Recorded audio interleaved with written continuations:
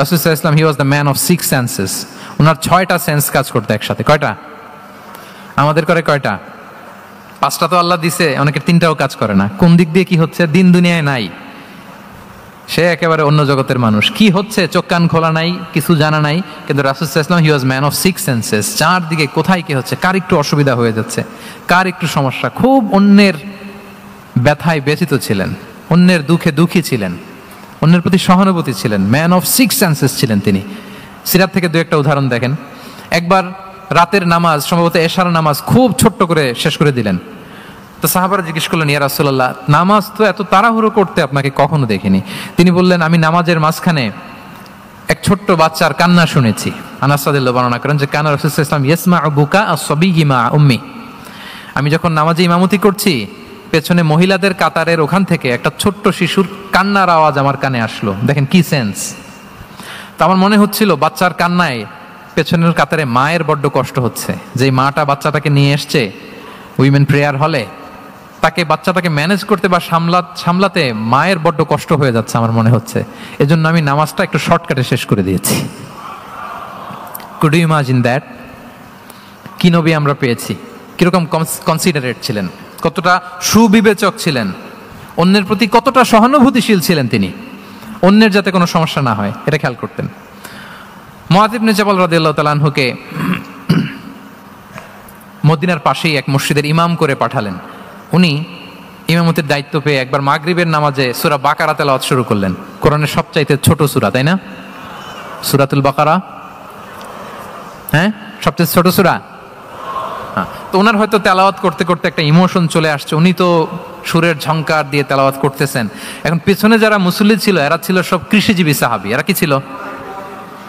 সারা দিন ওট দিয়ে, খেজুর গাছে পানি দিয়ে যান যায় যায় কোনো রকম ফরজ পেরে যায় ঘুমাইতে হবে। এই সাহাবীরা যখন পিছনে দাঁড়াইছে আর উনি ধরছে কোন সূরা, আওয়াজ করে বলুন না একটু, সূরাতুল বাকারা।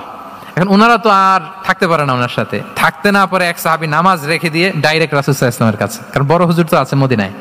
যে বিচার দিছে, ইয়া রাসূলুল্লাহ, দেখেন এমন একজনকে ইমাম করে অ্যাসাইন করেছেন, উনি মাগরিবের সালাতে সূরা বাকারা পড়ে, আর আমরা হচ্ছি কৃষিজীবী শ্রমজীবী সাহাবী, আমাদের তো এত বড় কেরাতের সাথে জয়েন করা সম্ভব না। রাসূল সাল্লাল্লাহু আলাইহি ওয়াসাল্লাম রেগে গেলেন, চেহারাটা আগুনের গোলার মতো লাল হয়ে গেল। মুআয ইবনে জাবাল রাদিয়াল্লাহু তাআলা আনহুকে ডেকে পাঠালেন, ডেকে বললেন, আফাত্তানুন আনতা ইয়া মুআয, আফাত্তান, তুমি কি ফিতনা সৃষ্টি করতেছো? ওখানে পাঠাইছি কমিউনিটির ইউনিটি ধরে রাখার জন্য, তুমি ওখানে যে ফিতনা সৃষ্টি করতেছো। তুমি কি সাব্বিহ ইসমা রাব্বিকাল আ'লা এই সূরা তোমার মুখস্থ নাই? ওয়াদ-দুহা ওয়াল-লাইলি ইযা সাজা এটা পারো না? ওয়াশ-শামসি ওয়া দুহাহা এটা মুখস্থ নাই? তো তুমি কেন এই সূরাগুলো দিয়ে নামাজ পড়াও না? কেন পড়াও না? এরপর তিনি বললেন, যখন ইমামতির সুযোগ পাবে, সুযোগ পেয়ে লম্বা কেরাত ধরো না, ছোট্ট কেরাত দিয়ে নামাজ শেষ করো। কেননা তোমার পেছনে বয়স্করা আছে, মুরব্বীরা আছে, অসুস্থরা আছে। জাল হাজা, তার একটা জরুরি কাজ পড়ছিল, যাচ্ছিল, হঠাৎ মাগরিবের আজান, ভাবলো রাস্তার পাশে যেহেতু আজান দিছে নামাজটা পড়ে নেই। নামাজে ঢুইকা দেখছে আপনি সূরা বাকারা ধরছেন, তো বেচারা কি কাজ করবে না কি করবে? আর তার তো নিয়ত ছিল ফরজ নামাজটা পড়ি যে বাস ধরবো, এখন আপনি ধরছেন কোন সূরা? বাকারা। দেখেন রাসূল সাল্লাল্লাহু আলাইহি ওয়াসাল্লাম বললেন, যখন ইমামতির চান্স পাবে ছোট সূরা পড়বে, আর যখন তুমি একা পড়বে ফালিউতাওবিল মাশা, যত লম্বা করতে মনে চায় করো, রুকু করো লম্বা, সিজদা করো লম্বা, কেরাত করো লম্বা। রাসূল সাল্লাল্লাহু আলাইহি ওয়াসাল্লাম তো রাতে আধা ঘন্টা 40 মিনিট প্রথম রাকাতে কেরাত পড়তেন, এরপরে আবার 40 মিনিট রুকুতে থাকতেন, রুকু থেকে দাঁড়ায় আবার 40 মিনিট, আবার সিজদায় যেয়ে 40 মিনিট, এরপরে সিজদা থেকে 2 সিজদার মাঝখানে আবার 40 মিনিট, 2 রাকাত দিয়ে এরকম রাতও শেষ করে দিচ্ছেন।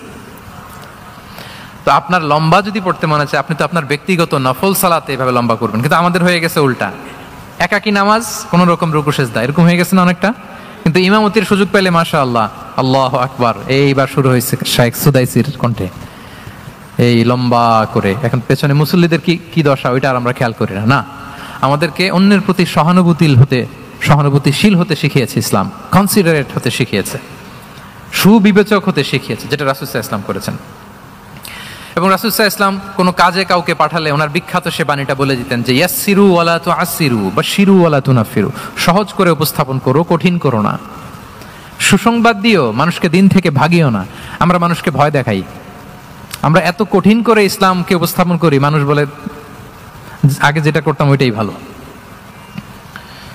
তো আমরা যেন দিনকে কঠিন না করি, আমাদের কোনো অ্যাটিটিউডের কারণে যেন মানুষ ইসলাম থেকে ভেগে না যায়। আরেকটা উদাহরণ দেখুন, একবার মাগরিবের কিংবা এশার নামাজে রাসূল সাল্লাল্লাহু আলাইহি ওয়াসাল্লাম লম্বা সেজদা দিলেন। এত লম্বা সেজদা তিনি কখনো দেন না। নামাজ শেষে সাহাবারা জিজ্ঞেস করলেন, ইয়া রাসূলুল্লাহ, আপনি কি নামাজের মাঝখানে অসুস্থ হয়ে গেলেন নাকি, অথবা কোরআনের আয়াত নাজিল হলো নাকি, ওহী নাজিল হলো নাকি?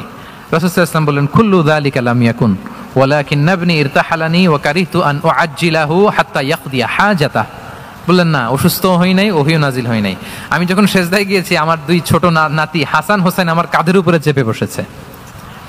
যতক্ষণ না ওরা খেলা শেষ না করে নিচে নেমেছে, আমি সেজদায় লুটিয়েছিলাম, নেমেছে এরপরে মাথা উঠিয়েছি। আমার মাথা উঠানোর কারণে ওদের খেলার একটু ডিস্টার্ব হবে, এজন্য আমি আর সেজদা থেকে মাথা উঠাই নাই। সুবহানাল্লাহ পড়বেন না? দেখেন, নাতির খেলার যেন ডিস্টার্ব না হয়।